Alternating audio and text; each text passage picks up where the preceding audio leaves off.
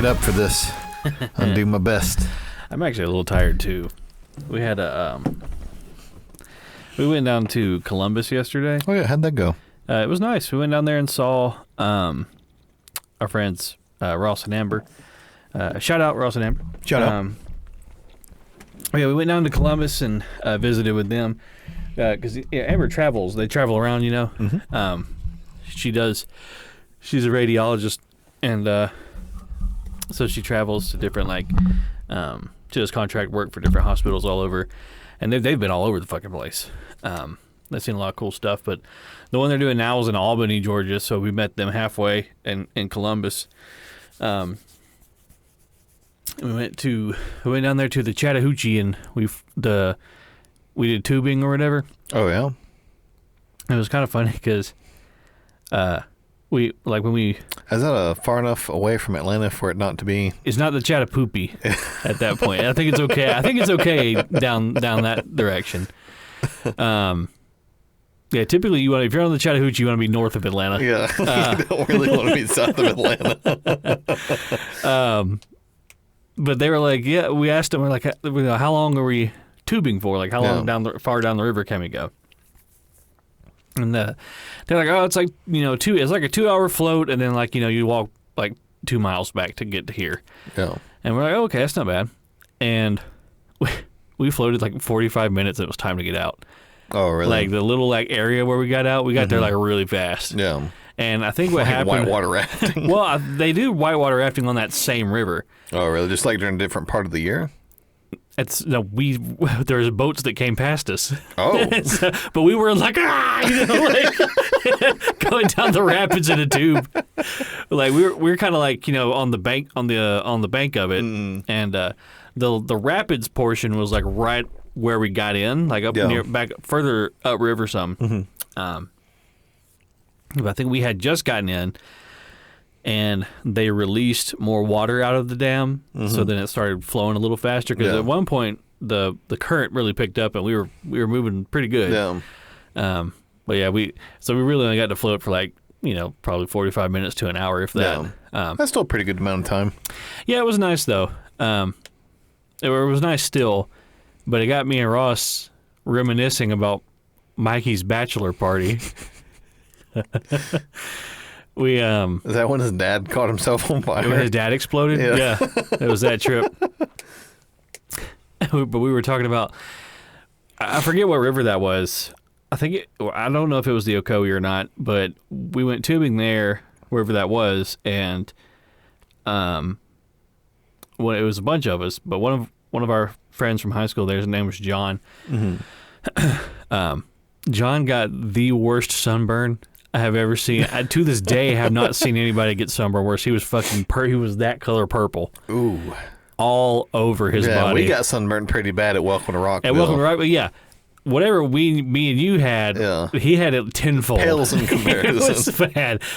You're like, how did you manage this? Like, he had to, his marrow was burnt. Ooh. And remember we were floating and tanned your bone. Yeah, we were floating for a long time, and I remember me and Chris were kind of next to each other, and we looked over at John, and John's just he's being completely still, in his tube, and we're like, dude, are you okay? We could see he was already red. He's red and sweaty, and we're like, John, are you okay? He's just all he could do was just, he threw his hands up he's like, I can't move. He had to have had sun poisoning or something. But yeah, that was the same trip where Mikey's dad grabbed a bottle of kerosene and he held it up over the top of his head and he squeezed it. Oh, God. And the stream went out in front of him and into the campfire where it ignited and he came back up and blew up over the top of his head. But that was after he dove headfirst into the river off the embankment into 1-inch deep water. So he was having a good time. He was, he had quite a few beverages. Yeah, sounds like it. I remember at one point we were kind of sitting around, shooting the shit, whatever, and his dad came sauntering over there, and He was just giving us a hard time because he was drunk, Yeah. And I remember Daniel Jeselnik was there. Yeah. And he for some reason he just turns and looks at Daniel and he goes, "You're about the ugliest sumbitch I ever seen." It's just like, what the fuck? That was so rude.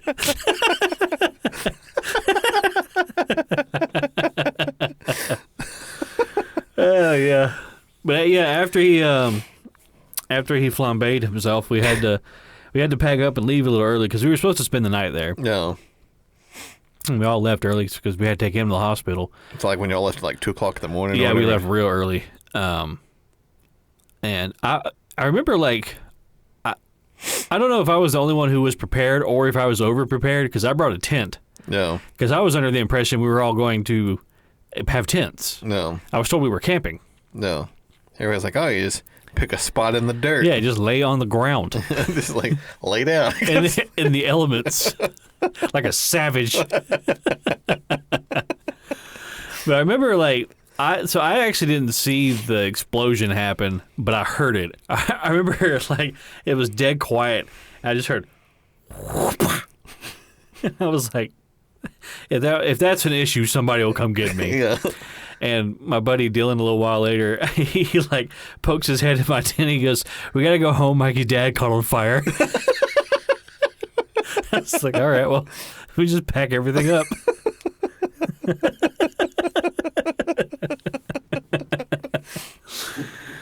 Oh man, it was so much fun. It's like one of my favorite like memories of like hanging with the dudes. Was that trip. It was such a good trip. I mean, I hate that, it ended the way that it he did. got injured and we had to leave early, but it made for a good story. But yeah, it was fun. Yeah, I don't think I've ever been tubing before. I think that it sounds like it's really fun. I like to do it. It sounds relaxing. It's super relaxing. You're just in a tube floating. It's like being on a lazy river, except you're in an actual river. Yeah. But like the one we did for Mikey's bachelor party, I think we were in the river for quite some time. I think we were in the river for like 3 hours. Whoa. We were in there for a while. But have you ever been whitewater rafting before? I've never done that either. I've done that twice. And I know for a fact that was the Ocoee. That was up in Blue Ridge, I think. Mm-hmm. It's the same like portion of the river that they did the Olympic rafting on. Oh, really? Because when you go by that area, they have all these Olympic flags like along the bank there. 96 is Atlanta? I think so. Yeah. And so the second time I did it, we went with for Aaron's bachelor party, and his friend Jace, he had never done it before, and he was kind of nervous. No. And where they let you in is you go up where like there's this huge like waterfall, and you park up at the top of the waterfall, and then you go down like a little ramp, and then you get in at the bottom of it. But when you're coming around, you can see the waterfall, but you can't see down where you actually get in. And all Jay saw was like all these people with boats like in the water above the waterfall. Yeah. And he was like, "Do you fucking start out going over a waterfall?" And we were all like, "Yeah, dude, like that's how they all start." That's how it starts. You go over a waterfall. And nobody told him that like that's not what happened until we started carrying the boat down the ramp. He was like, he's like freaking out the whole time. I remember he asked the tour guide with us. He goes, "Are we not going over the waterfall?" The tour guide's like, "What the fuck is wrong with you?" He's like, "No, you fucking idiot." He would die. It's like 150 fucking feet.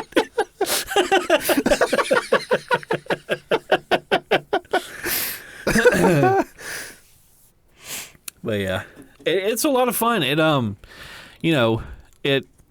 it can be a little harrowing at times, like if you do it, like if it's your first time doing it, there's portions of the river that are more like intense, right, like all the like the broskies will do that one, but like if you're like it's your first time or whatever, you're just like a casual rafter, they have a more kind of a calm portion of the river they'll put you on, like the bunny slopes or whatever it is, but it can still get pretty choppy. The first time I did it was a group of my friends, and there's a portion near the end where it's really rapidy or whatever. And they always grab somebody in the group to sit on the front of the boat. Right. Like, not at the front of the boat, on the front of the boat. Yeah. And it was my buddy's wife, who weighs like 80 pounds. Yeah. And is like 4.5 feet tall. She's a very small woman. They sat her on the front of the boat, and we went down, and when we came up, she flew like 10 feet in the air. I remember sitting in the boat looking up at her. I was just like, oh, fuck. I thought you'd be like, we went down, and we came up, and she wasn't there. We never saw her again.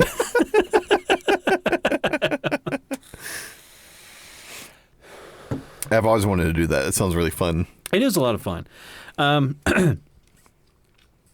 It's they give you a big long spiel about like how to do it safely or whatever, because they say the big thing is like if you fall out of the boat and you go in the river, especially near the rapids, they're like you want to try and lay on your back as much as you can because you have a flotation vest on. Lay on your back and keep your feet up. Don't let your feet dangle down. Because if your foot gets caught in a rock, it's going to beat you to fucking death. Well, I mean, if you get caught in a rock, think about like the volume of water pushing past you is going to fold you over. Yeah. And probably snap your fucking ankle. Yeah, it's going to pin you to the bottom of that and fucking then you river. Drown. So when they a horrific way to go. Terrible way to go, in fact. But when we went with Aaron, at one point our boat flipped and we all went out of the boat. Yeah.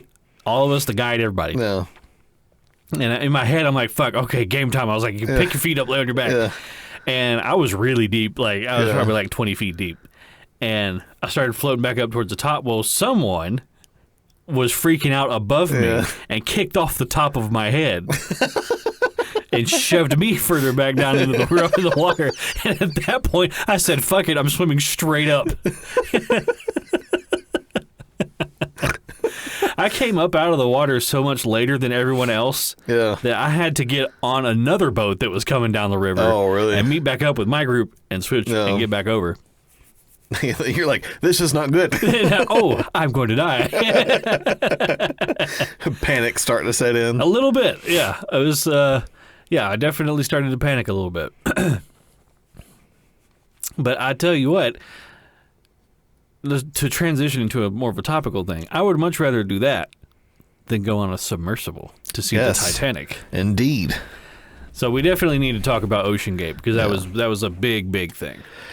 Yeah, there seems to be a lot of stuff that kind of happened around that. I know that for those of you that haven't kept up with the recent news, it's kind of been everywhere. I don't really watch sort of like, I guess, like legacy like news or whatever, but it's been all over YouTube and like Facebook and just kind of if you're in the zeitgeist, you sort of know you've overheard people shouting about it, right?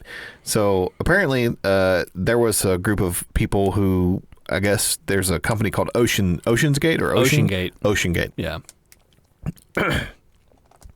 And they provide like deep sea submersible tours of. I guess like the Titanic. It'll take you Titanic, down, take you down to see the wreckage. Is that over near the UK somewhere? Is that where it went down? No, I know it's in the Atlantic. That's up off of Maine, I believe, like 80 miles northeast of Maine. Because I can't remember like at what point during the voyage the Titanic sank. Because it ported out of the United Kingdom, right? Yes, and it was going to correct. It was coming New York? to New York. Yeah. So I think it's on this side near us. Yeah. Okay. So I guess they had went down, and at some point they lost communication. The people up top, with the mothership, lost communication with the submersible, like as it had gone down. And of course, I think it was like last Sunday, or it might have been this Sunday, but I can't remember. Was it last Sunday? When they departed? Like when they departed? It was last Sunday. Last Sunday is when they departed. I think they went down. They had like 96 hours worth of oxygen, I think, with them when they go down. And now they lost contact with them like 4 hours in. Yeah, like 4 hours in. Like right. Near immediately. Right. So, and of course, like they don't know what's going on. And I guess at some point, like, of course, like the Coast Guard gets involved in everything. and they're looking for him, and it's becoming an ordeal at this point.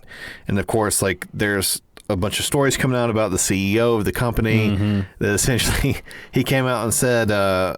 He said, I don't want 50-year-old white men driving my subs. Because they're not inspired. Because they're not inspiring. Yeah. So, like... Which, coincidentally, he was like a 50-year-old white dude who was piloting that particular sub. Yeah, he was a 50-year-old... So maybe he has a point.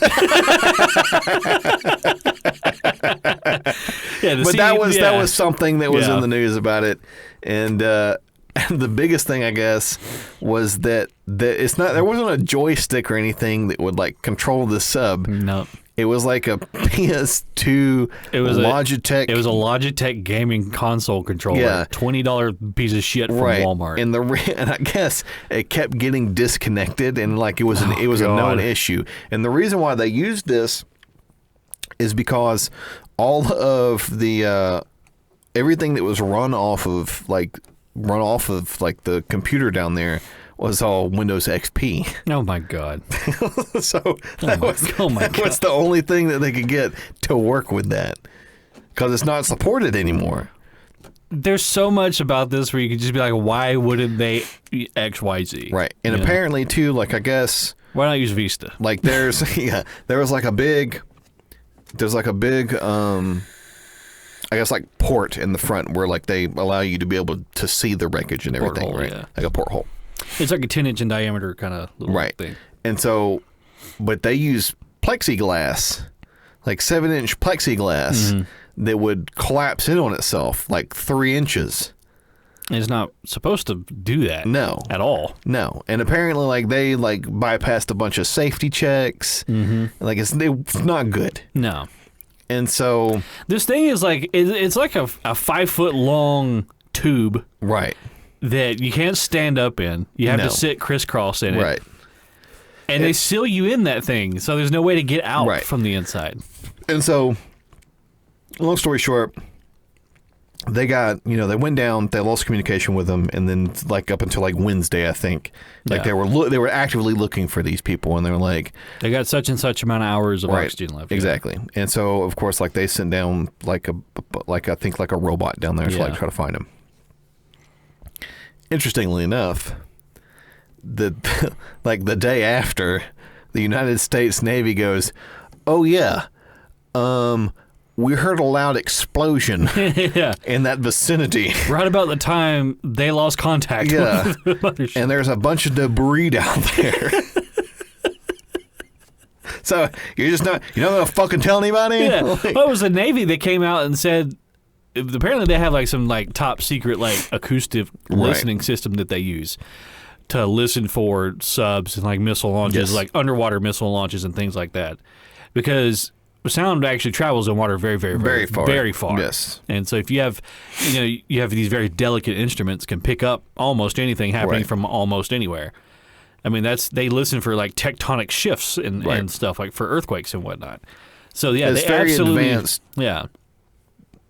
They absolutely heard when that happened. So, so my morbid curiosity kind of got the better of me. I was like, well, what does an implosion really look like? And apparently, like, I was watching a video, they were doing like a safety type deal or whatever. Yeah. And it wasn't that, but you kind of get the idea. And I'll post this to the Facebook channel. It's not morbid or anything, but it kind of gives you an idea of what it looks like. Yeah. And so they have a train car sitting there. Like they might put like oil or whatever it is that they might be transporting it like on a train, right? Yeah. Like one of the big tanker type deals. Yeah. And they implode it. And implosion is different than an explosion. Yeah. Which it would be instead of the force going out, yeah, the force comes in. Yeah. So it's like this massive tanker, and it just crunches up. Yeah. Almost immediately. Yeah. And just flattens it.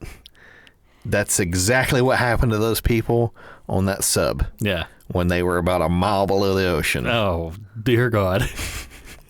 And I guess, I don't know if this is true or not, but there's a picture of that fucking Logitech controller. I saw that laying on the ocean floor. The only thing that survived is that fucking controller.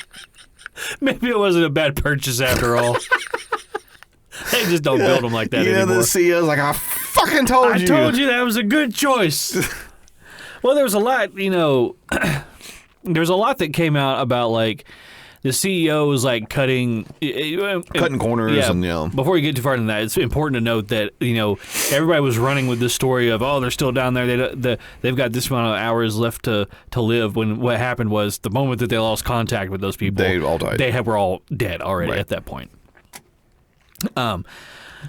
But yeah, the CEO was cutting corners as far as, like, safety regulations and this, that, and the other, and, like, the materials they were using to build this sub.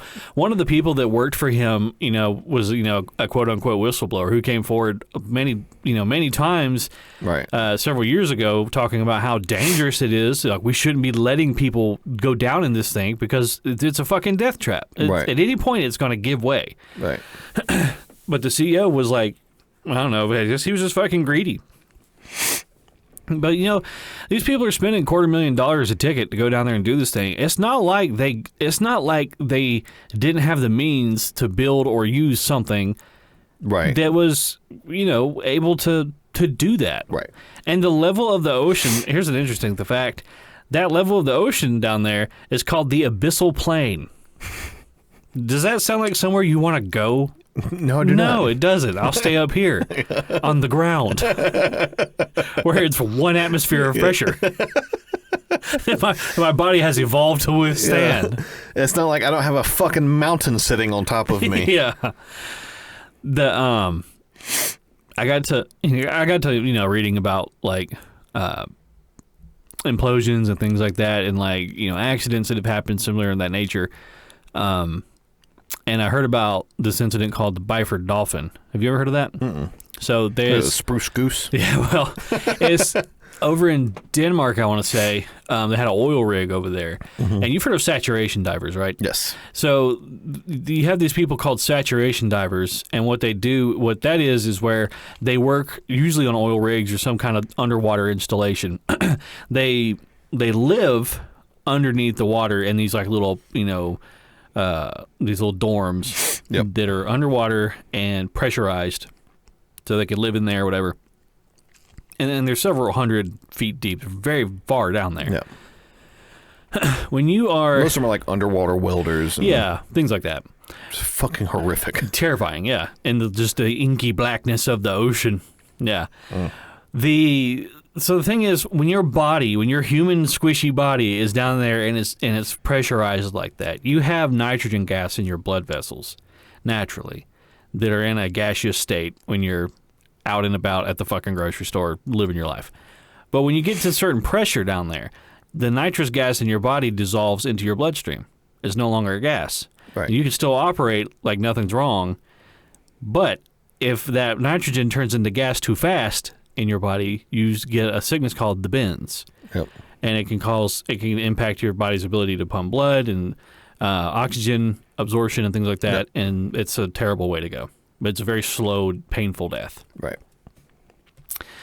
But these people down here in the Byford Dolphin incident, there was 4 guys down underwater in their little living space, and they're down there. They're pressurized or whatever, and they were sending down what they call a diving bell, which is another pressurized capsule up top. It's already pressured for whatever pressure is down there underwater. Yep.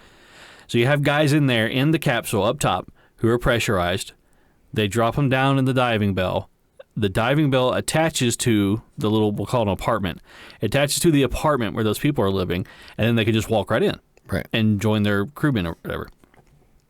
And then they have to, like, very slowly, like, depressurize them. They very slowly have to get equilibrium of the pressure so that nothing goes wrong, whatever.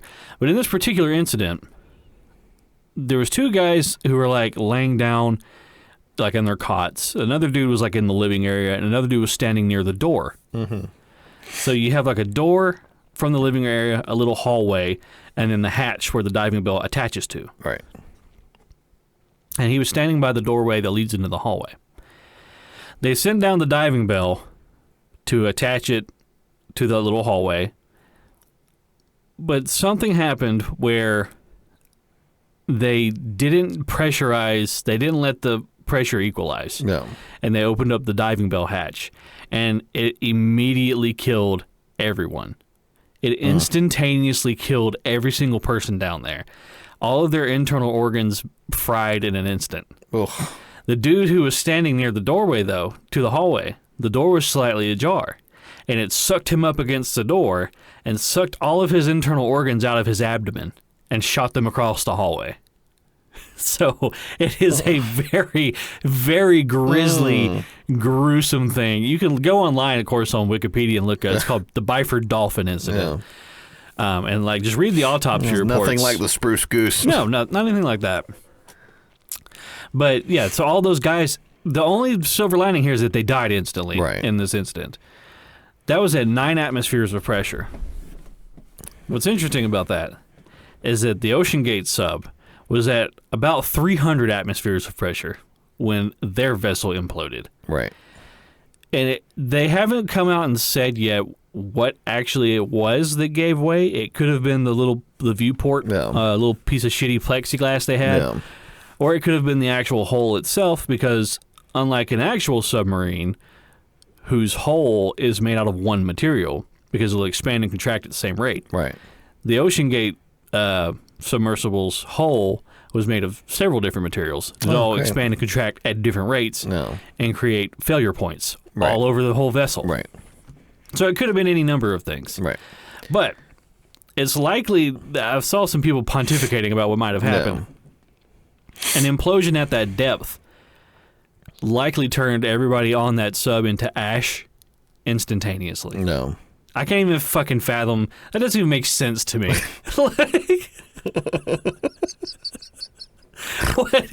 How do you just you're just, going along, all of a sudden you just, not even that slowly, before, as instantaneous can be. No. Like frame by frame. Like one frame you're fine, next frame you're ash. You imagine being like a fucking tuna and swimming by and all it says poof.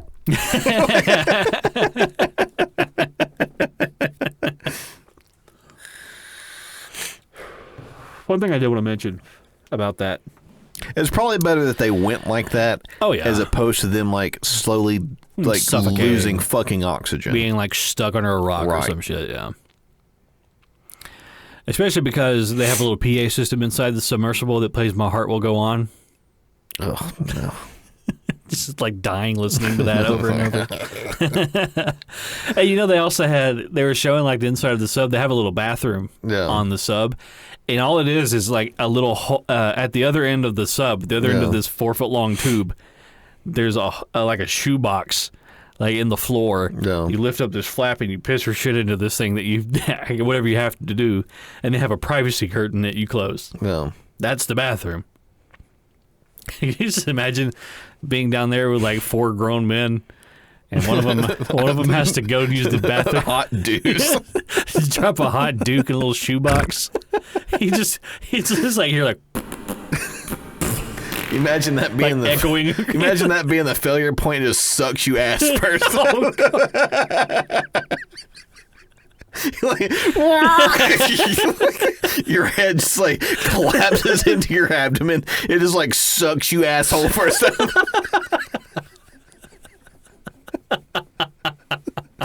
They just come back there. It's just 2 hands and 2 feet sticking out of this fucking. Oh Jesus! Go up! Go up!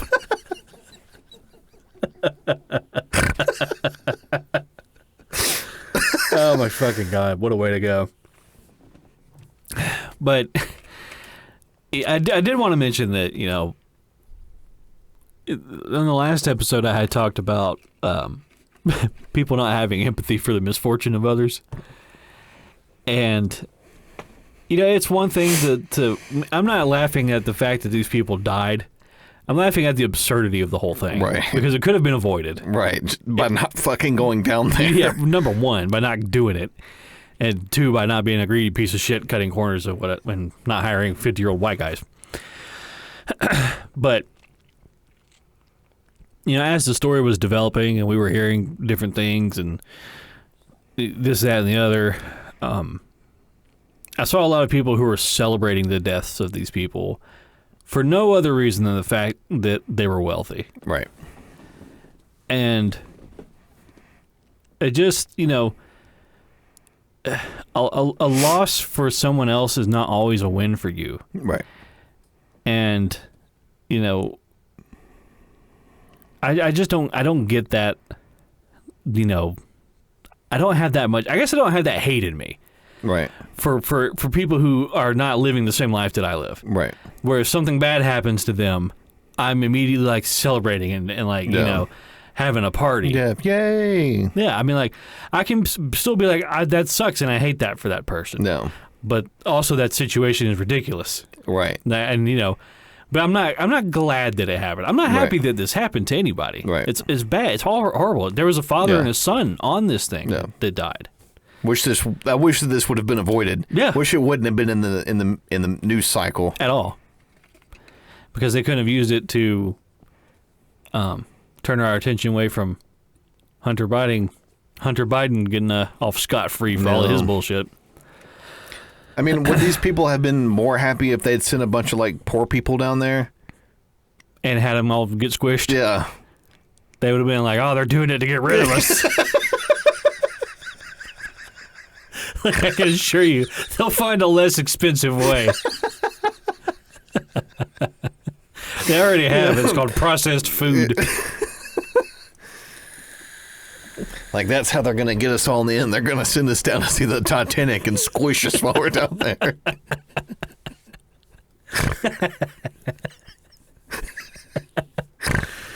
Good. People were sharing a video of the Mythbusters doing an experiment on like what would happen to a person inside of a diving suit if they lost pressure or whatever. No.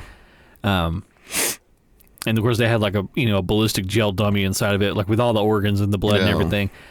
And he just pops, and like at one point, like the dude's like, the dummy's like stomach floats up into the helmet, and you can see it in like that front window thing. And so, yeah, that would just be. Sounds horrific. Nothing about that sounds nice at all. I mean, you are dead right away. Yeah. I mean, you don't know it. Yeah, you don't know that it happened, and you don't get to appreciate the horror of it all. Yeah.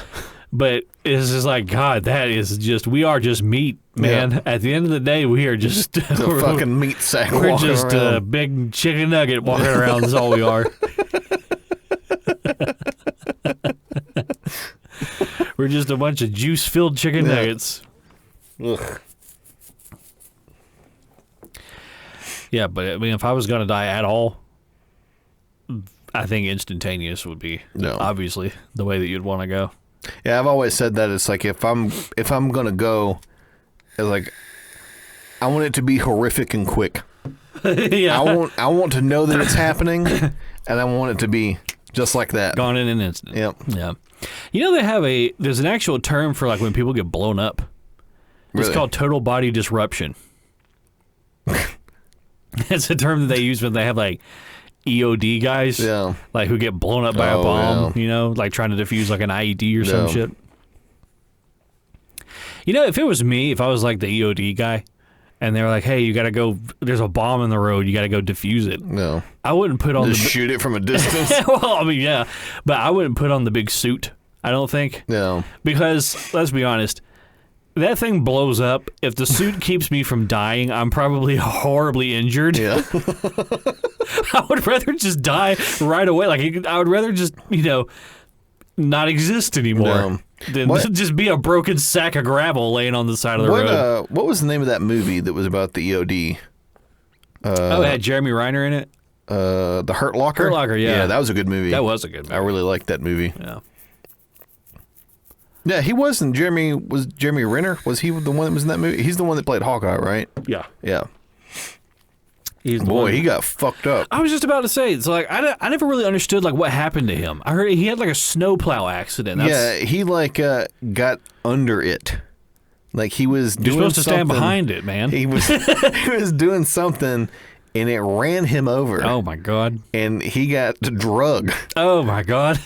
and it about damn killed him. Yeah, he was. I remember he was. Yeah, he was not looking good. They said that he was tore up pretty bad. Right. He's alive, so I mean, I'm glad for that. I'm glad that he's alive. But I've never worked a snowplow before, but how like. There's got to be obviously some kind of like whirring mechanical nightmare underneath the thing that like a lawnmower blade that ran over his legs or something. Well, I mean, all it is just this big fucking blade on the front of like a fucking truck. Yeah. Like a F-250. This is like smack this blade on the ground and just scrape all this ice up. Wait, so it was a snowplow like, okay, wait, did he get hit by somebody driving a snowplow? I think he got hit by somebody driving a snowplow. And it, like, he went under the plow and was, like, getting drunk. Oh, my God. I was thinking he was, like, operating like a little, like, push behind. If I'm not mistaken, I think that he got ran over by a fucking snowplow. Oh, no. Imagine being the guy that ran over Hawkeye. Earth's mightiest hero, slain by a snowplow. What if it was the guy that played Loki?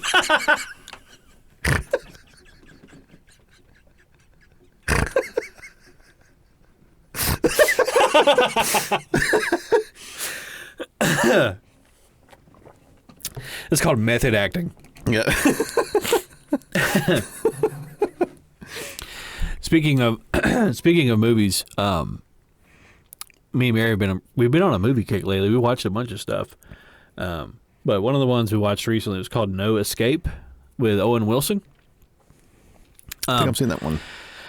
He works for like some company, and they move him and his family out to like Malaysia or something. They never say what it's some Southeast Asia country. They never say what it is, but but in the movie, while he's there with his family, like there's this violent insurrection that takes place, and like he's trying to escape the country like with his family or whatever. Yeah. It's it's like a summer action flick, thriller thing, and it's good. It's a serviceable movie, but it's really fucking hard to buy Owen Wilson as an action hero. Yeah. Wow. He actually says that near the beginning of the movie.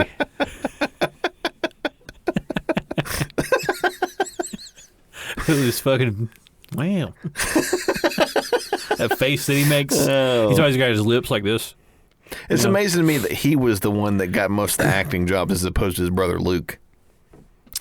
Yeah, definitely. I feel like Luke's a better actor. I think so. I really like him in Idiocracy. Oh, yeah. I mean, I know that's just a dumb Comedy Central movie, but it's still really fucking good. Yeah. What was the name of the president that... Camacho. It was something Camacho. Yeah. And I was thinking, no, Beef Supreme was the name of the guy that did the rehab, where it was just like a death pit. Oh, yeah. Yeah, Beef Supreme. They were like, we had a Beef Supreme back come out of retirement for this one. He's like trying to drive that massive fucking monster truck out there. It won't fit into the arena. So it just like collapses on it. Yeah. Is that the same guy that plays The Deep? The guy that plays Beef Supreme? Yeah. I think it's the same guy that plays The Deep. It might be the same guy. Yeah, I think it is. It's either him or it's that dude that plays who plays the piece of shit guy from the American Pie movies. No, not Stifler. Not Stifler? No, it's not him. I'm pretty sure it's the guy that plays the Deep. Yeah, I think okay. If it's not Stifler, then no. I think it is him. My favorite part in one of my favorite like jokes in Idiocracy is when he goes to prison or whatever, and they like have the people like the line of prisoners like going into prison and the line of prisoners who are leaving prison. Yeah. And he tells the guard, he goes, "Hey man, I think there's been some kind of mistake. I'm actually supposed to be getting out of prison today." Yeah. And the guy slaps him in the head. He goes, "Fucking idiot! You're supposed to be in that line."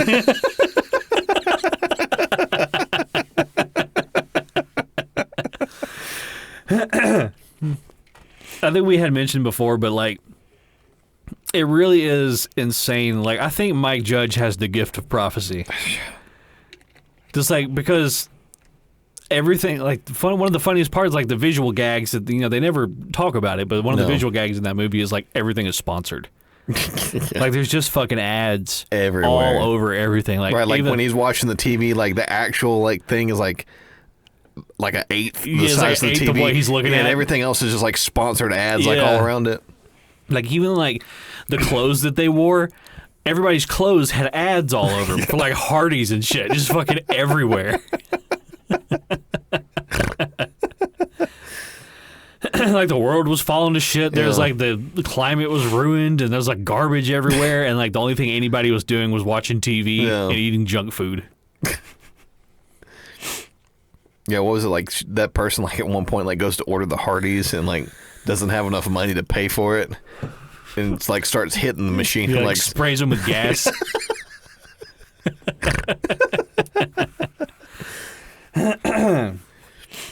There's a bunch of actors in that movie I didn't realize until I watched it not too long ago. Like again, it had the guy that played like the CEO for Brondo, or like wasn't that like the Gatorade thing that everybody was drinking? Yeah, it's got electrolytes. Yeah. It's what plants crave. It's that's the same guy that plays Sandman in Spider-Man 3. Is it really? Yeah, it's the same guy. Wow, I didn't know that. I know Zach Long was in that movie. He was the doctor. Yeah, he was the doctor. And then who's the lady that plays the prostitute? I've seen her in a bunch of stuff. Maya Rudolph. Is that that sounds Maya right? Rudolph, yeah. And then who was the guy that played the lawyer in that movie? He was like with them the whole time. He's in a bunch of stuff too. What's his fucking name? It's not Dax Shepard. It's shit. He was in a bunch of stuff there for a while. Dax Shepard was the one who played Frito. Was that Dax Shepard? That was Dax Shepard. Yeah, that was him. His one was like, "Go away, I'm baiting." Yeah. He has like this straw coming out of the ceiling. Like that toilet lazy boy recliner.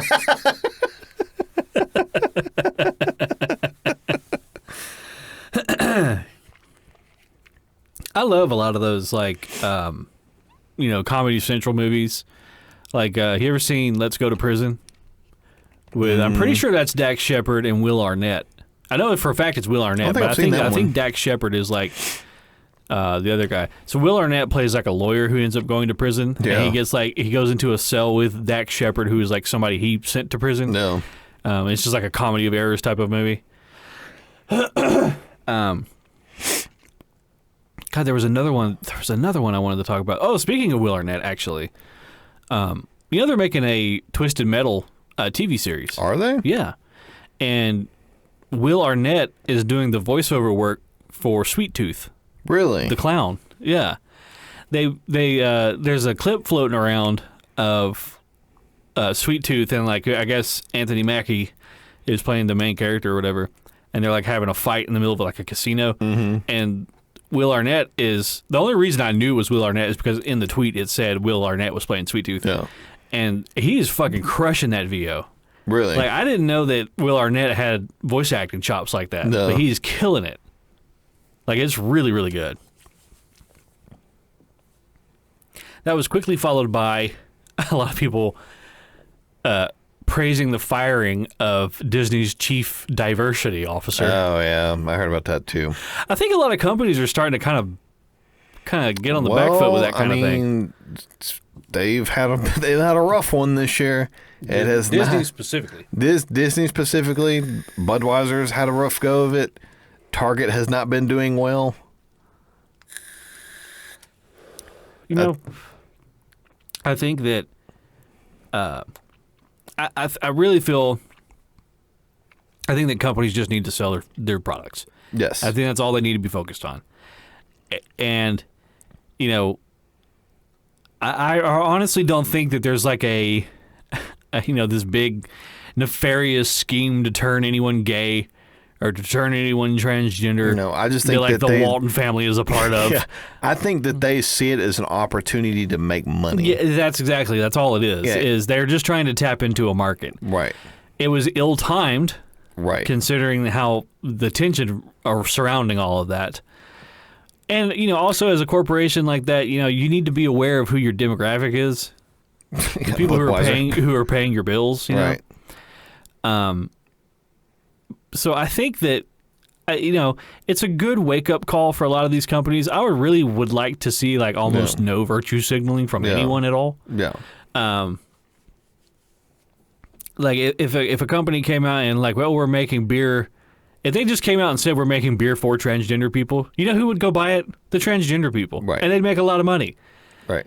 But like Budweiser would have been better off to put out an advertisement and been like, our beer is for everyone. Yeah. We want everyone to be able to feel like they can drink our beer. Right. Whether or not you're transgender, whether or not you're part of the LGBTQ, whatever community, whether you work a normal 9 to 5, if you're white collar, blue collar, we want our beer to be your beer. Yeah. Like everybody be like, okay, whatever. Like that's fine. I feel like the boycott started out with people being like, we feel that, you don't appreciate who your loyal customers are. Right. And that's how it started out, but then it kind of quickly turned around into, we fucking hate transgender people. Yeah. And that is what I take an issue with. I think because the moment you start directing hatred towards people, right. like then I'm not on your side anymore after that. I think it was a very specific transgender person. It was notedly it was directed at one particular individual, but then it kind of started getting turned, on its head. Well, you have people who who already feel that way about, the LGBTQ community. They of course are going to latch onto that. Like they're going to feel vindicated that so many people are taking down this corporation. I think a lot of it is too is that I don't really think it's the people that are actually inside of that community. I think it's a lot of these people that get online, that are terminally online, that are like they quote unquote are an ally. Yeah, like the allies are fucking way worse than anybody that's in that community. Yeah, because they're the most horrific fucking people. Because they speak for them. Right. That's the worst part. Like, I don't need you to fucking speak for me. No. I'll speak for myself. Yeah, well, I mean, when people like, these people that claim to be like allies or whatever it is, it's like you're treating all the people inside this community like they're fucking children and like they can't fucking help themselves. Yeah, they can't stand up for themselves. They can't speak for themselves. Right. Like, I need to tell you when you're being oppressed and what you need to be upset about. Right. Listen to me. I know better than how you feel. Yeah. Well, it's like all these fucking like middle class like white women that get online. There's a lot of white women. Yes. Yeah. I'm just calling it like I see it. Yeah. Most of them are middle class, like 32 to 45. Yeah. And they all have that stupid fucking haircut. Mm-hmm. And they get on there and they talk about how it's like all white people are horrific people and how like they I guess unknowingly have been racist their whole lives just because of the color of their skin. And straight people are evil. Yeah, straight people are evil. Yeah. It's like you're just looking like, do you hear the shit that's coming out of your mouth? It's like you can live your life and be okay with everybody else living their life. Everybody just leaves everybody the fuck alone. Yeah. Drink whatever beer you want to and just be quiet. Yeah. Stop trying to fuck kids. That's like the main thing people get upset about. There was a Pride event recently. I want to say it was in D.C. I might be wrong. Where there was people who were marching down the street, and they were saying, and they were chanting. I mean, this is there's a video of this. You can go see it. They were chanting, "We're here. We're queer. We're coming for your children." That's a quick way to piss a lot of people off. And it was like, a lot of people have been saying, nobody's coming for your kids. Nobody's coming for your kids. Like, y'all are just making up something to be mad about. Well, if you're a part of that community, you need to make it clear that you don't agree with what these particular people are over here chanting. Right. We're here, we're queer, we're coming for your kids. You need to immediately, the burden of this is on you. You need to immediately denounce that. Like I said, I think a lot of those people, like I said, are these like quote unquote ally people. Yeah. Yeah. And of course, you have people who think it's all a big psyop. That it's actually feds who are pretending to be gay and claiming that they're coming for your kids so they can stir civil unrest. And you know what the crazy thing is? I might believe that. I might fucking believe that. I fucking believe that. I might fucking believe that. All things considered, everything that the feds have done. Fuck, I don't know. I don't fucking know. I've seen enough where it's like these people that like are quote unquote like neo-Nazis and they show up and they're Patriot Front? Yeah, they're wearing like fucking Fed clothing. Yeah, they're all wearing like khakis and like they all have like high and tight haircuts. Yeah. Yeah. It's like, no. They're being like extremely on the nose about like, it too. It's like, I've actually met a neo-Nazi before. Yeah. Like I've been around people who might espouse those views. Yeah. And like most of them are out of shape. Yeah. Like they don't look like that. They're out of shape and pale. Yeah. And yeah. It's like, so the fact that they're all in shape and they're all wearing khakis, Right, and like polos, yeah, I'm gonna look at you sideways. Right, you didn't even change out of your fucking uniform. You just took your badge off, Yeah. and put a shiesty on. There's a little incident recently where there was a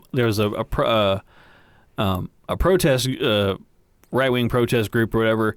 They were all standing out there with their American flags, and they had their shirtless tees and their cowboy hats and all on and everything, and they're just protesting. But during the protest, Patriot Front showed up. Right. And I think I did see the video. The protesters ran them the fuck out. Yeah. They were mad that they were there. Right.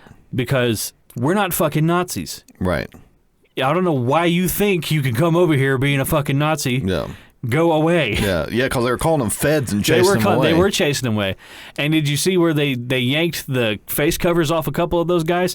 First of all, they beat the shit out of those dudes.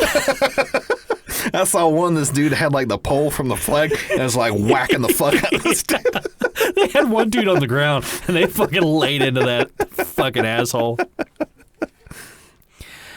Yeah, they beat the shit out of all those fucking Nazis. And then ran them out, or feds, or whatever they were, ran them off, and then a couple of them they were wearing like those face coverings, on neoprene face coverings or whatever, and they pulled those face coverings off of them, and the people who were filming like immediately zoomed in on the faces. So now they're actively working to ID these guys, that they have like clear shots of their faces. Oh yeah. And there's a part of me that really hopes that they are feds. Yeah. Because then it's going to be like, that's going to blow it. That's going to blow the whole fucking thing. I mean, the whole fucking Ray Epps thing on like January 6th, he was a plant. Yeah. I think it's pretty obvious now. I think everybody has kind of like uncovered that this dude was like a plant, because he was like really the only one that from what I saw from like the thing, he was like, we got to get in there, and everybody's like, the fuck are you talking about? Yeah. Yeah, there's a lot that went down on January 6th that really doesn't match what I've been told. Right. But also, I mean, I did see, people acting like fucking assholes. There were people trying to bust down a door and get into the chamber, and that one girl did get fucking cat by Secret Service. Yep. And the protesters who were there did beat an officer to near death. Yep. And so, yeah, there were people there acting like fucking animals. Yeah, they were there. Yeah, and then you had that one pervert that went into fucking AOC's. Started looking for his shoes. Where are they? He's like, bars the doors like jacking off. I'm here. I made it. The masturbatorium. She like goes and she's like, why is everything sticky? Like, what is that smell? Did somebody spill gasoline in here? It'd be like that fucking South Park episode with Randy. Randy. It was a spooky ghost. This isn't gum, this is ectoplasm. Oh, God. What a bunch of fucking perverts. I love all the pictures that we got out of that whole debacle. The dude carrying the lectern. Yeah. And he's... yeah. It looks like he's doing a vaudeville act. He's like, hey, hello, my honey. the fucking like like grandma who's like standing there with her little like American flag, just happy to be there. My favorite was the one that that meme that I sent you or whatever. It had like all the different, like choose your fighter. Oh shit, the berserker.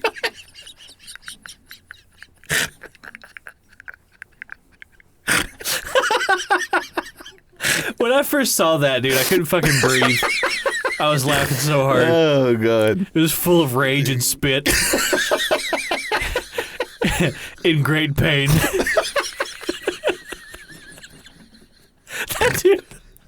That dude's fucking face. He's so like. He's like an unhinged lunatic. oh god. I don't think I've ever been that convicted about anything in my life. No. That dude was like, he was fucking feeling it, man. He's like beet red, screeching. There's like spittle coming out of his mouth. He's like frothing at the mouth. He's like frothing at the mouth. He's got this like crazy vein in his neck.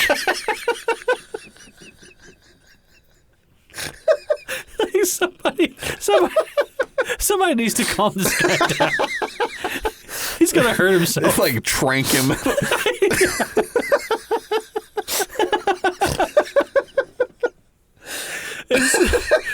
It's just, it's funny to me that somebody would get that worked up over anything. Oh, God. Over anything at all.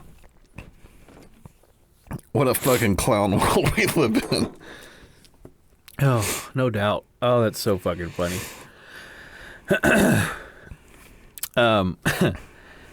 Let's jump into our Super Cringe Thursday before we run out too much time. So, for anybody who missed it, our Super Cringe Thursday pick this week. Yeah, we're sorry.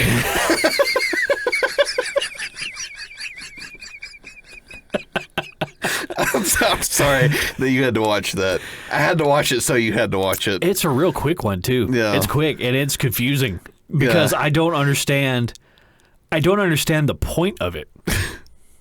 The whole point of it had to have been that those two dudes thought they looked cool. Yeah, that's the only thing I can think. No, that was not the one that we posted. The one that we posted was the donut one. Did we post that one? Yeah, we posted that one. Unless we posted two of them. I mean, we might have posted two because I posted the two dudes in the elevator. Okay, well then we got two to cover. Oh shit. Okay. Well, you go ahead and take. No, you go for here. Okay. I'll do the donut one afterwards. The one that I'm talking about. This is a real tight ship we're running here.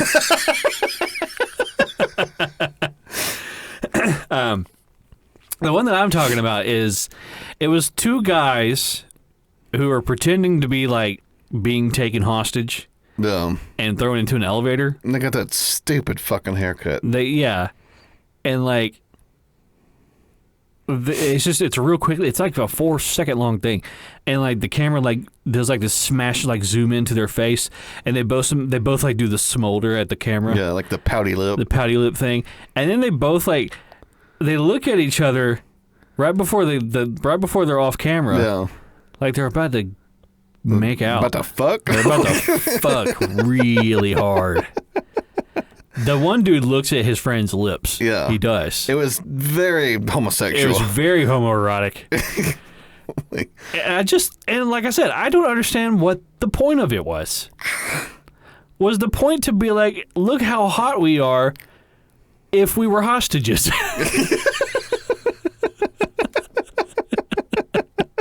Like what degree of fucking narcissism do you have to think like, but dude, if I was a hostage, I would look so fucking hot. I'd be so fucking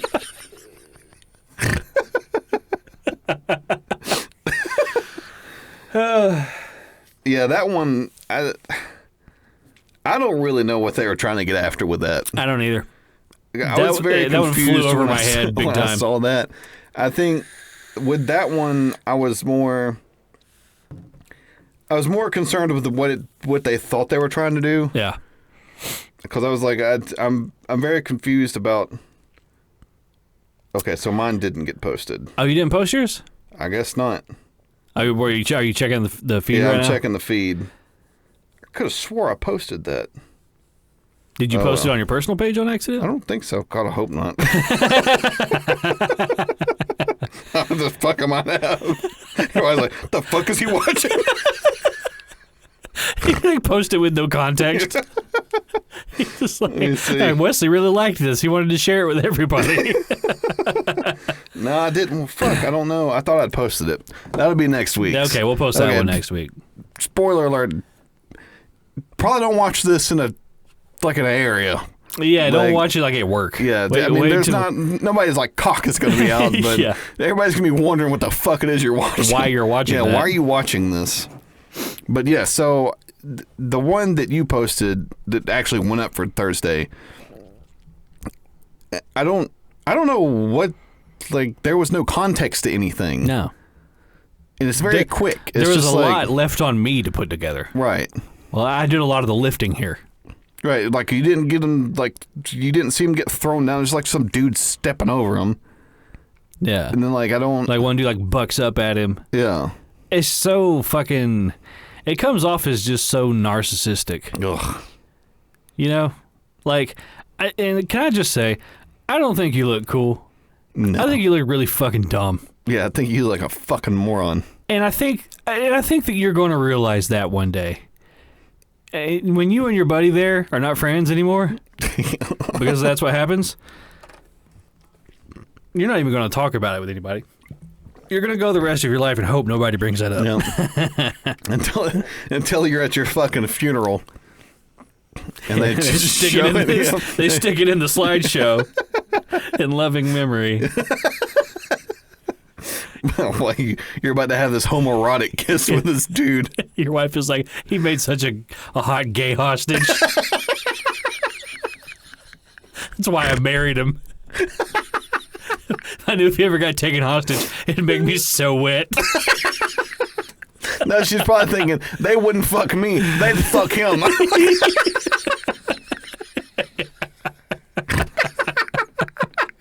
It's like, babe, I feel safe with you. I know you're the one who's gonna get the rape. They're gonna come after you. You're so pretty. Imagine this guy, like, when he's like 35, like trying to go to Home Depot to build a fucking deck, and they're like, "Hey, are you that guy that made that fucking YouTube short?" What was that Midwestern accent you did there? Hey, are you that guy there? Man, you look real hot in that hostage situation there. Hey, just saying, if I was a terrorist, I'd fuck you.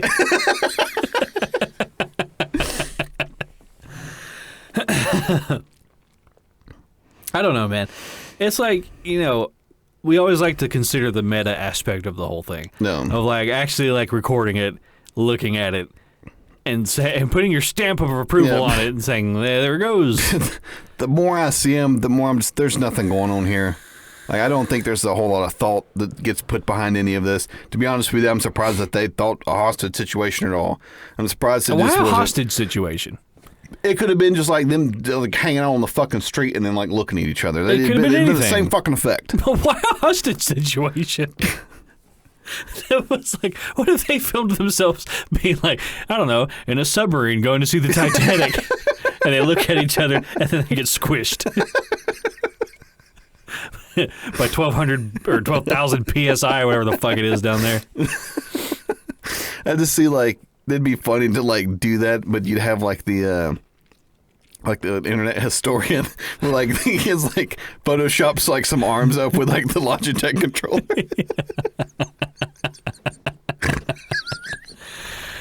I love internet historian. He's so fucking funny.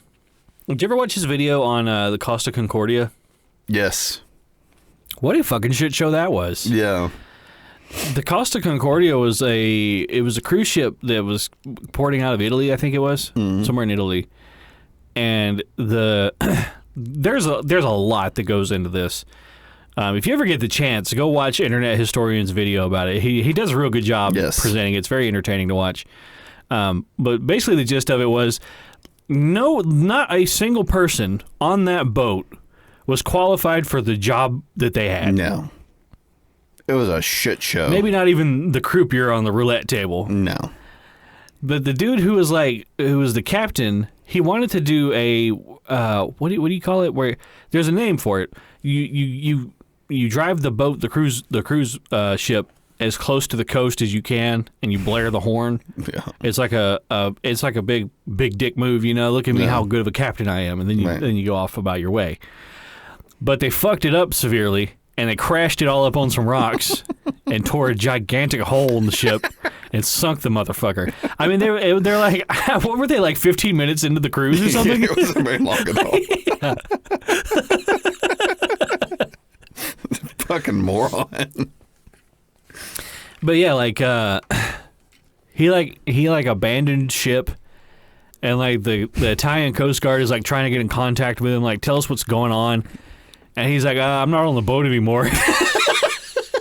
And the guy's like, he's like, what the fuck are you talking about? You're the captain.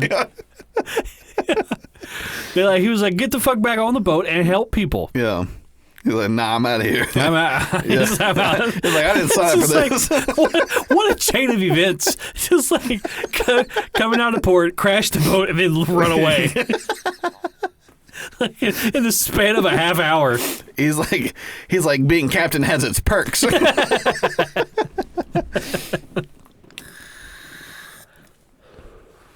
And apparently he had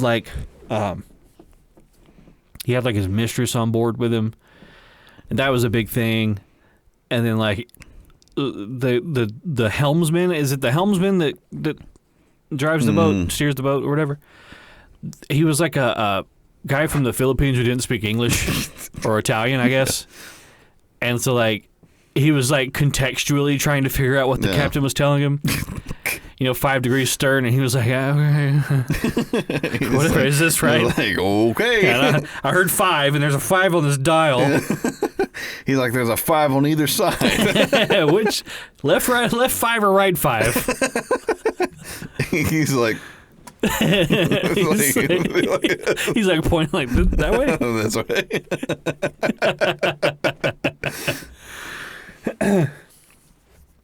There was speaking of like the maritime incidents, you know about the Battle of Midway, right? Mm-hmm. Wait, no.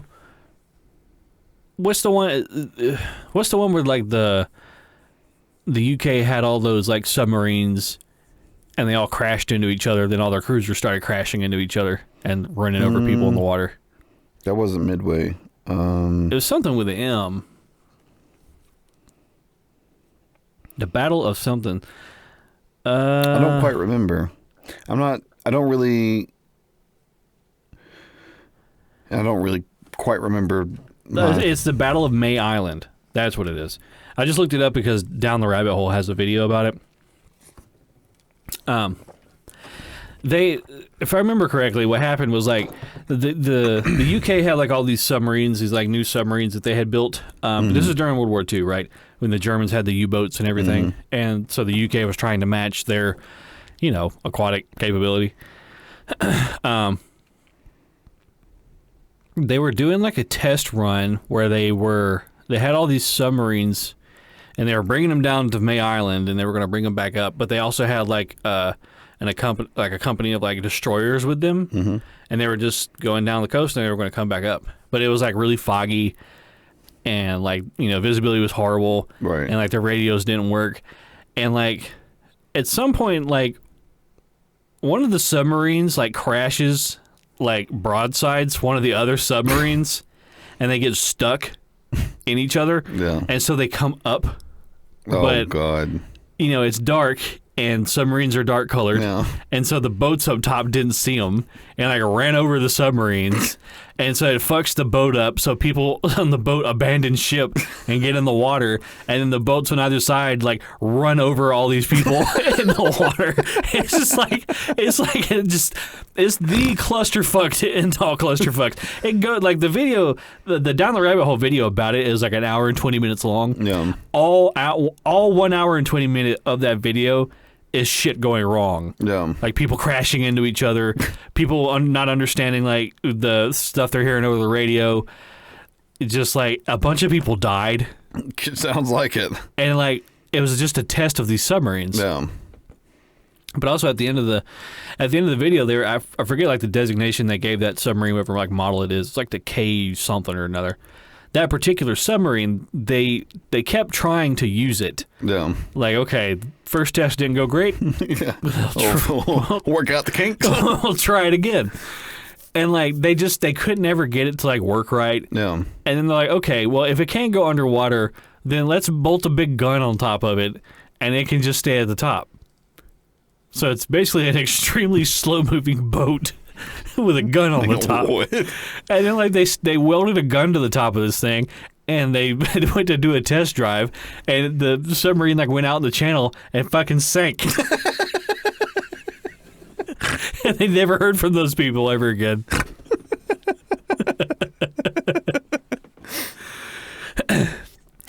It's just, you know,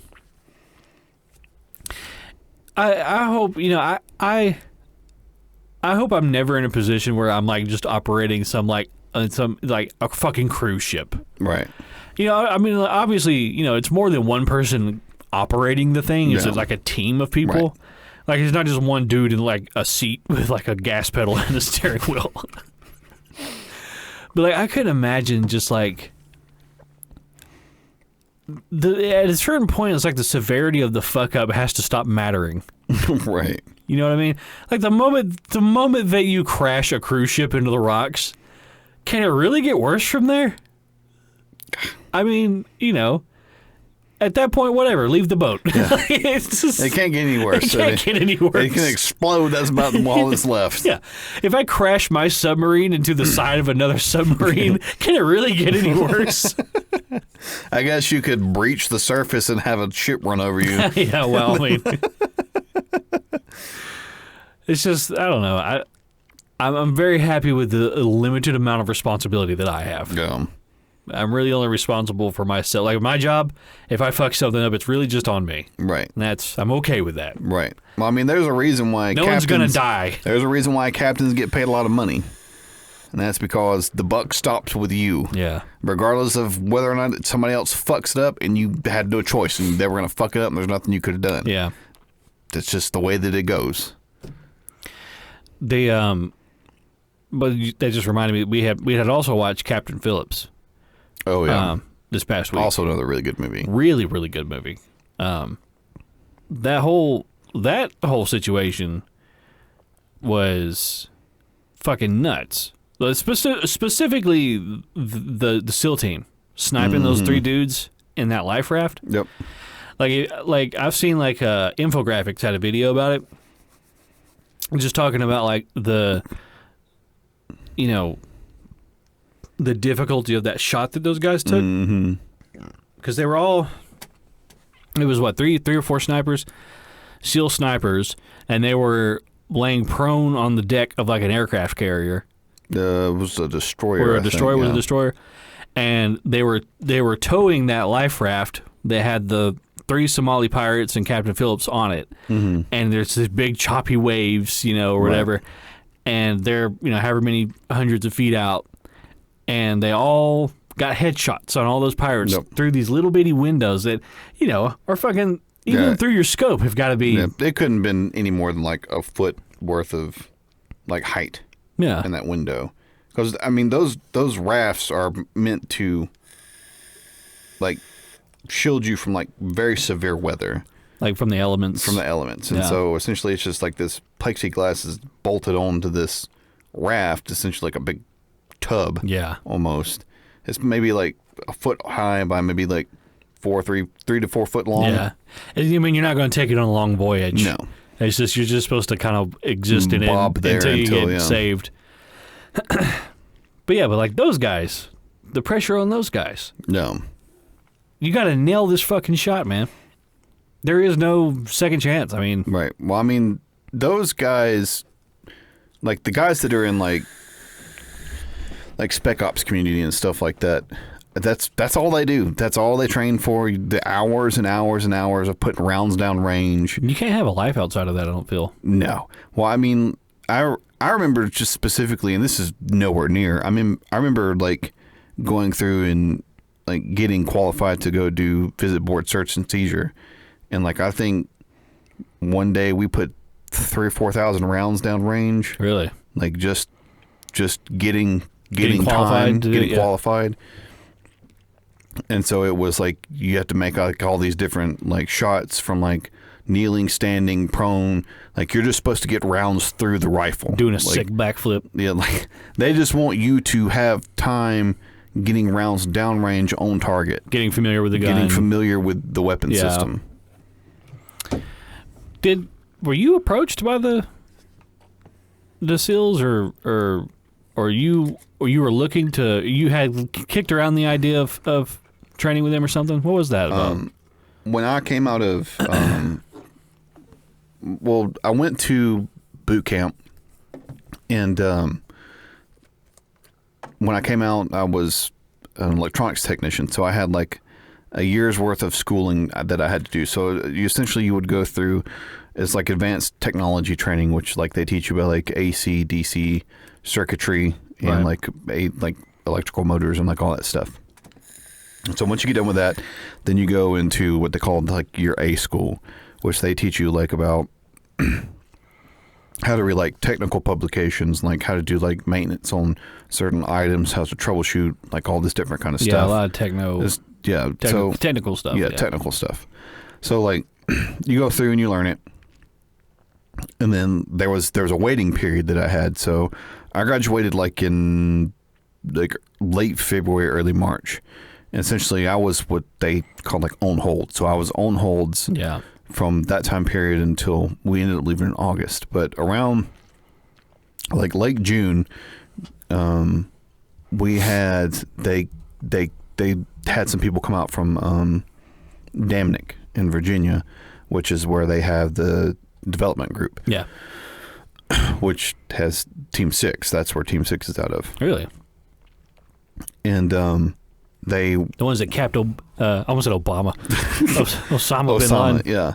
And so they came out and they needed the teams there, like they'll have people that go out with them specifically that are like ETs. Yeah.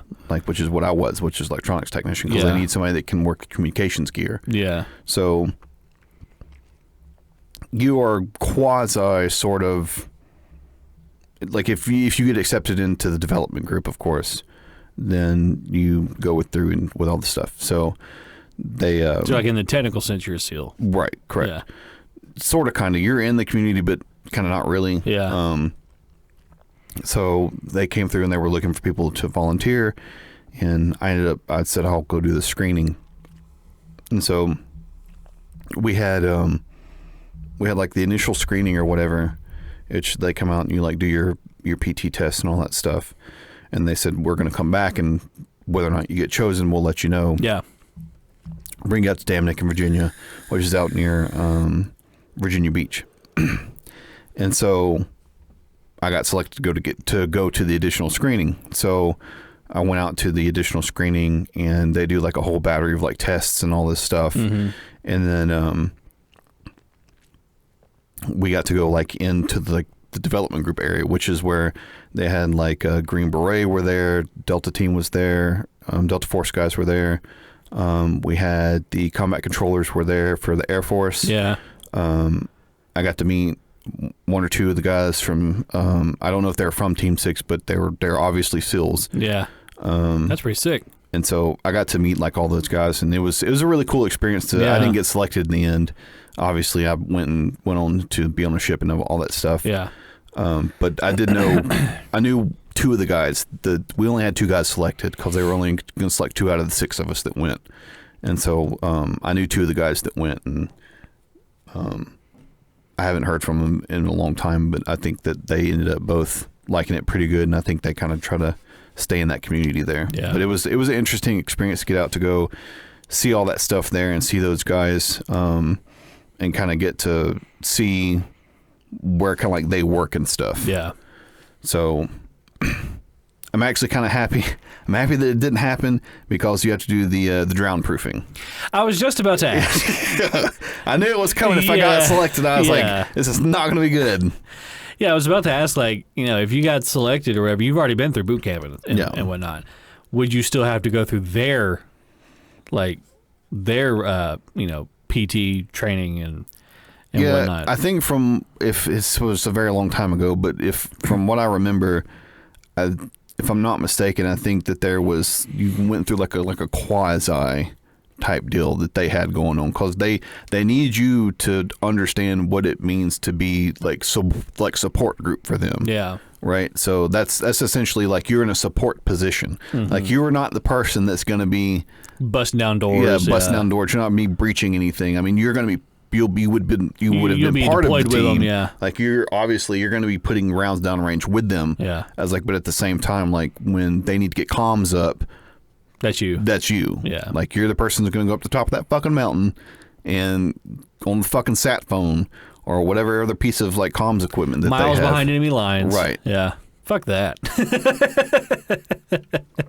Well, at the time, we were very poor, and they were willing to pay me an extra $1,000 a month. Ooh! So that was a lot of money back then. Hard to say no to that. That was a lot of money back then. Yeah. So, drown proofing, is that when they put you in the big pool and they make you tread water for like however long it is? Yeah. So usually what they'll do is they'll tie your hands behind your back. And they'll tie your feet together. Oh, my God. And then you go down and you push up and you swim up to the top and you get some air and you go down again and you go up until you finally just get so fucking tired that you pass out. In the water. They drag you out of there and they resuscitate you or whatever. Yeah. And it's important that the guys do that. They have to understand what that feels like, right? Like what it means, so like they're familiar with how to fight through that, so that you're not panicking the whole time, right? That it's happening. Like you don't want the first time it happens to be like in a high stakes situation. Yeah, you don't want to be like going into like this terrorist hive, and like you're like coming off like the Persian Gulf, and then like you're freaking out, and then like they have to shoot you. So you shut up. He like a halo jump into the water and immediately just like Yeah, they cannot have that happen. Yeah. God almighty. I don't know. It was a neat experience to get and go and see and do all that. Like I said, I didn't get selected. I ended up working on circuit cards. Yeah. So my time in the military was much more like low key. Yeah. Much more monotonous. Yeah. But it was fun to go see that and do that. That's an experience that a lot of people don't get. So that was pretty neat. I remember watching a while back. I guess it was on Netflix. It was about the Green Berets and like what they go through. Like you go through the boot camp everyone goes through, right? And then if you wanted to join the Bean Berets, you want to join the Green Berets, you have to go and do like what they call Hell Week, I think it is. Mm-hmm. And it's like a week long, like torture essentially. Yeah. Like they are doing all this shit to you, like pushing you to your absolute breaking point. And when you get through that, like if you get through that, that means that you go get to do the real training. Right. So even that first little bit is that's the qualifier. Right. Yeah. So like with the guys that were pre-buds, which were the guys that came in that were going to go SEAL team or EOD or SWIC, like all like the boat crew guys and everything. Yeah. They go through boot camp, but they're not in Gen Pop with the rest of us. Right, yeah. Like they have their own specific like divisions that they're in. Right. Like as they're going through boot camp. It's like they're doing extra shit that we're not doing. Yeah. And they're much more PT oriented, like where we're learning about like naval history and like how to fight a fire and like all this shit. And like they don't give a fuck about none of that. Right. Right. So they're already doing sim rounds. Right. So those guys have very specific like stuff that they do during boot camp. Once they're done with that, then they go into like the pre-buds portion of it, which happened to be on the base that I was on, which was up in Great Lakes. So they're actively doing like they're swimming and they're running and they're doing push-ups right, and like their whole day is centered around like getting them ready to go to buds or getting them ready to go to whatever the training course is for SWIC or whatever the training course might be for EOD or like diver or anything like Things that. are like blowing you up for EOD training. Throwing grenades at you. So I know specifically with buds is that it goes. They're trying to weed you out before you even get to buds. Like you go through basic training. Once you get done with basic training, you have the pre-buds, and it's like a month long in pre-buds there. And then if you don't get weeded out there, then you go to buds, which if I'm not mistaken, I think is an 8-week course, and I think week 4 is Hell Week. So like they go through. It might be week 3. Somebody will probably know this and say no, it's whatever the fucking week might be. It doesn't matter. Like you go through there, it's like an extended period of training. Like they're trying to, the first phase of it, from what I understand, like they're trying to get you to fucking quit. Yeah, they don't need fucking. They're actively trying to get you to quit. They're actively trying to get you to fucking quit. Right. And then like kind of once you get through Hell Week, then it's like, oh, okay, well, like you got through Hell Week. Like, we're still going to try to make you quit, but now we have to fucking teach you. Yeah. So then, like, of course, like, there's some guys, they just get a fucking rough break. Yeah. And so these are guys that, like, tear an ACL on a beach run or have, like, break a leg or something like that. Yeah. Just unfortunate. And they're like, we can't use you. You're broken. You got to go. Which, that's different than as opposed to, like, some of the guys that just ring the fucking bell and walk out. Right. Which sucks worse because, like, you know, obviously your heart's there. Right. You know, it's like your body just broke down. Your body just, you snapped a leg. So, right. Yeah. Like we had a guy on my ship that he had the scar on his leg where he had the surgery done, and he tore his ACL after like post Hell Week. Really? Like tore it. Like doing something other than they were doing a beach run like with the fucking boat. Yeah. And he tore it, and they're like, can you get up and run? Yeah. And he got up and ran, and then like the next day his knee was just swole up, and they're like, we can't, you got to go. That sucks. So he ended up becoming like an engineer or whatever. So he like worked like on the diesel engines and all that stuff, which I think he ended up doing all right. But I know for those guys, I felt bad for those guys because those are the guys. That was what they wanted. That's what they wanted to do, and the fact that like they got that far, and your body just fucking gave out on you, like that's really shitty. Yeah, but what are you gonna do? Yeah, I mean, they can't have an injury-prone fuck out there. Yeah, we need people with like don't have shitty ACLs. Should have stretched more. Then one last thing before we get out of here. Didn't y'all train with sim rounds? Yeah, so and you got shot like in the armpit with one, didn't you? Yeah, shit hurt. Going through, so I went through 2 different trainings. I went through it's not SEER, it was reactionary force, which reactionary force is like you have to go through, like it's a training that you go through, and then when you're in the training, they teach you how to like do movements through like the ship. Yeah. Like how to like not flag somebody like as you're like trying to put rounds down range. Like while you're shooting. Yeah. So you don't want to shoot your guy. You don't like bring your fucking muzzle your gun like across somebody's fucking back. Yeah. Right. So and of course like they have these little rounds. It's like a little round made out of like soap. Yeah. Right. So it washes out of clothes. Right. It's got a half charge in it. Yeah.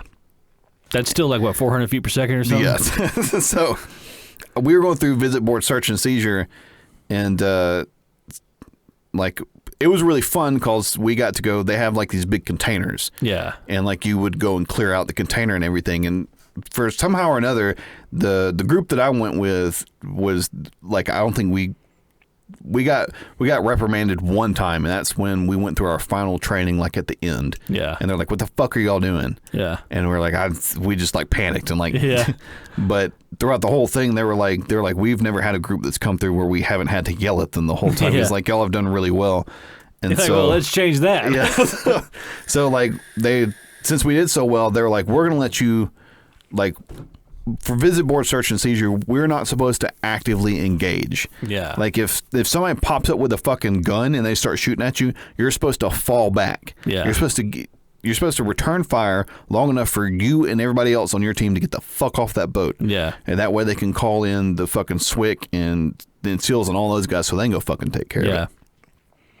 We did such a good job that they were like, we're going to let you do active resistance. I don't remember what it was called exactly. Yeah. But essentially it's like fight back. Fight back, yeah. Go like neutralize the target and then fall back. So like we go in and like we do all the stuff and we're waiting for them to do something and they haven't done anything. And we're like, the fuck is this? And so we finally like we act like we're going back on the boat and then we're like coming back around where these containers are at, and I have to set high point. And so I'm out front and I fall out, and then as I'm bringing my rifle up and around to like check the high point, I feel this fucking round hit me right in the armpit because I've got the gun up like this. Yeah. So I've got it like this, and as I get it up, it just hits me right in the fucking armpit. Yowie. And I flag the fuck out of everybody. You're like, which one of you shot me? It's like, what nuts? And so, but I saw the guy like back behind the container, and of course they all like the guy in the front, he returns fire or whatever, and they fall back. And I'm like, I hope nobody fucking saw that because I just flagged the fuck out of the whole team. Yeah. And so then, like I said, I went back and like. So the guy that got you, was he just like in like a corner you didn't clear or something? Like no, so like if you were like the containers, like imagine just like a normal container that might be like on a shipping container. Like a shipping container, you might see it like on the back of like a semi truck, right?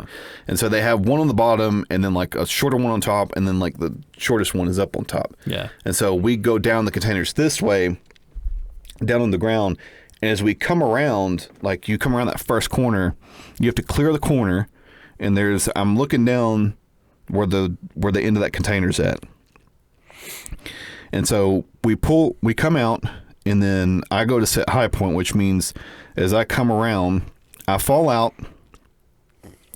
and that's when I'm raising the gun, and I go to turn around to look up at the top of the container, which is like you want to make sure that nobody's looking down at you that's like shooting down to the team. And that's what I didn't see him pop around that corner when I fell out, because I was doing what I was supposed to do, and he knew that's what I was going to do. Right, yeah. Right. So, and then of course, then everybody starts, like the guy in the front, he returns fire, and then as we come around, like we return fire again. So, but I was the only motherfucker who got shot. So, yowie, right in the armpit. Yeah. It was fun though. I enjoyed it. Yeah, it's like more intense paintball. Yeah. Oh yeah, it fucking hurt. Yeah. The immediate anger. Yeah, you were gonna shoot your team. Because as soon as I did, I was like, "Oh fuck." Yeah. That's crazy. Well, I believe that's all we have time for today, everybody. So, as always, thank you for joining us and thank you for listening. I'm not going to give away too much information, but Wesley and I have decided on what we're going to do for our 100th episode. Yes. And I think it's going to be a lot of fun, and it's going to be something that the fans can participate in, and it'll be fun, I believe. I think so as well. It's going to take a little bit of setup, and I'm going to have to work on that to make sure everything's operating the way we want it to.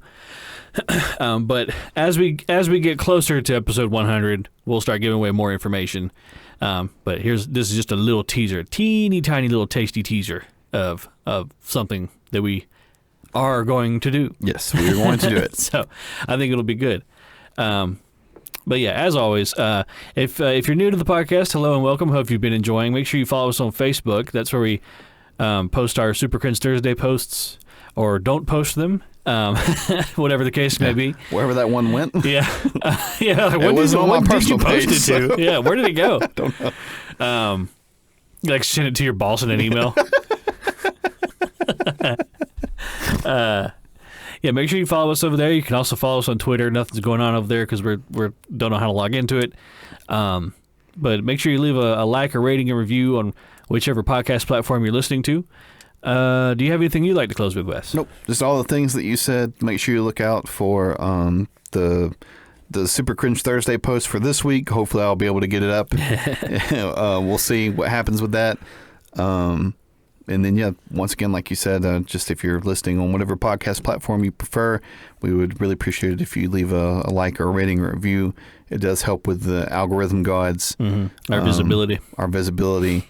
I think we're still working on getting some of the episodes up on the YouTube channel. Yep. So that would be nice. So I think we're active, or Gary's actively working on it. I'm not doing shit. So once those are up. Well, I haven't done anything with it because the fucking external hard drive's fucked up. Oh, that's right. I gotta get that fixed soon. So, I mean, when it goes up, it'll go up. We'll let you know. You get it when you get it. You get it when you fucking get it. All right. And then, yeah. So I think just thank you so much for the continued support. We really do appreciate it. Yeah, absolutely. Well, that's the podcast, everybody. Thank you and goodbye. Bye, everyone.